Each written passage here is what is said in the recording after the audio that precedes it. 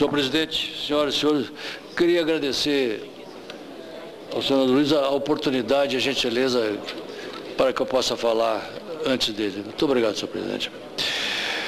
Senhor presidente, eu queria comentar a fala do ministro Mantega na Comissão de Assuntos Econômicos. Esta fala não surpreendeu ninguém, pois, em linhas gerais, como sempre, o senhor ministro nada revelou de novo. A única surpresa foi a afirmação de que a gestão Lula não deu continuidade à política econômica do presidente Fernando Henrique Cardoso. Senhor presidente, não me cabe aqui defender o presidente Fernando Henrique Cardoso. Ele tem os seus líderes aqui na casa e eu tenho certeza que eles farão a defesa do presidente Fernando Henrique Cardoso. Mas seria interessante que se ouvisse o presidente do Banco Central, à época do presidente Fernando Henrique Cardoso, do que ele pensa, a exemplos que faz o ministro Mantega, o que o presidente do Banco Central, à época de Fernando Henrique Cardoso, pensa dos 8 anos do governo Lula. Apenas uma sugestão, quando eu vejo aqui o nosso nobre e querido companheiro, senador Aloysio. O ministro ainda, senhor presidente, usou de um clichê que já está sendo disseminado no Congresso e em parte da imprensa, de que os problemas da economia brasileira são bons problemas. Senhor presidente, será que a inflação é um bom problema para o país? No meu tempo, não era. Ao que parece, para o ministro Guido Mantega, a inflação é um bom problema. Nós acabamos de ouvir aqui o senador Eunilson do Ceará reclamando das estradas federais e dizendo que foi atendido por Sua Excelência o ministro do Transporte. Se nós em Minas fôssemos falar das estradas federais, senhor presidente, nós lá temos a maior malha rodoviária do país, abandonada totalmente. Talvez seja um bom exemplo para Sua Excelência o ministro Guido Mantega, quando ele disse que são bons problemas. Além das falas padronizadas do ministro e de alguns parlamentares e governistas, chamou a atenção 3 reveladores atos falhos. O primeiro deles deu-se quando questionado sobre a interferência do governo na gestão da Vale, afirmou que o governo é sócio da Vale. Ora, quem é sócio da Vale é o Estado, não o governo. Esta fala confirma a pretensão do partido do governo de privatizar para si o Estado brasileiro. Afirmou também, aspas, que Lula poderia ter retaliado a Vale.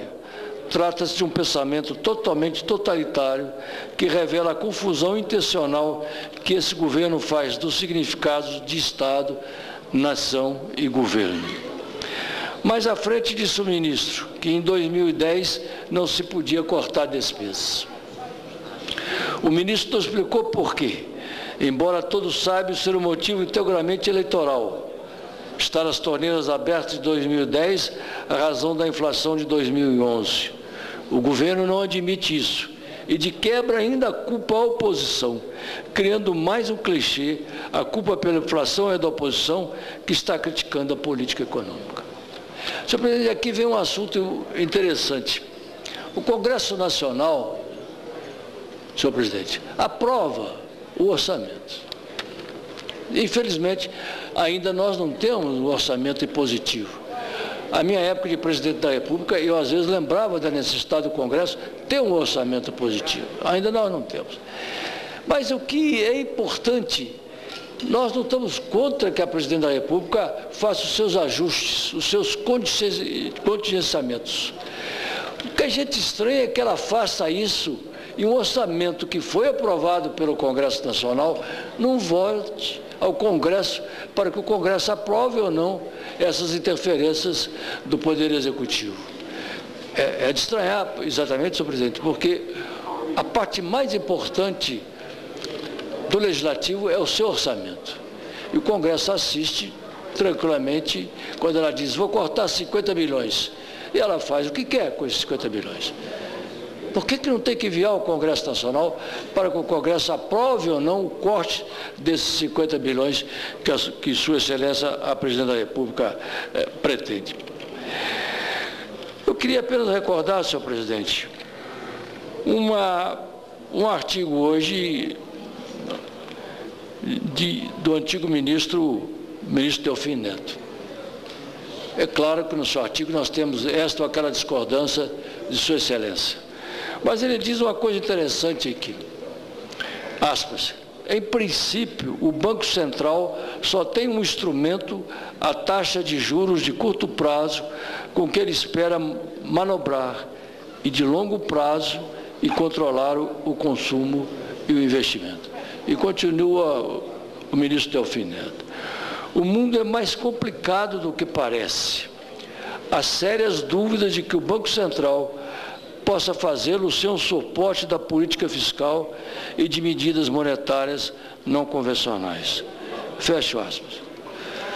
Senhor presidente, vou terminar, respeitando evidentemente o tempo, para mais uma vez dizer quais são os bons problemas da economia brasileira. Aqui, não só nesta casa, mas de um modo geral, ninguém reconhece o que os outros governos fizeram. No meu caso, eu já estou acostumado com isso. Não tem importância. Mas, senhor presidente, não é possível que a gente assista calado. Eu falo mais uma vez, com todo respeito ao PSDB. A gente precisa defender os governos que o exerceram em momentos difíceis. Cada um de nós fez o que era possível à sua época. Acreditar novamente, e eu insisto nisso, que o presidente Lula inventou o Brasil, que nunca antes se fez nada nesse país, senhor presidente. Nós estamos sabendo que isso não é uma verdade, não é uma verdade que a todo momento deverá ser repetida para a opinião pública. Os bons exemplos e os bons problemas que o ministro quer trazer ao país, possivelmente devem ser bons para ele, mas não para o povo brasileiro. Muito obrigado, senhor presidente.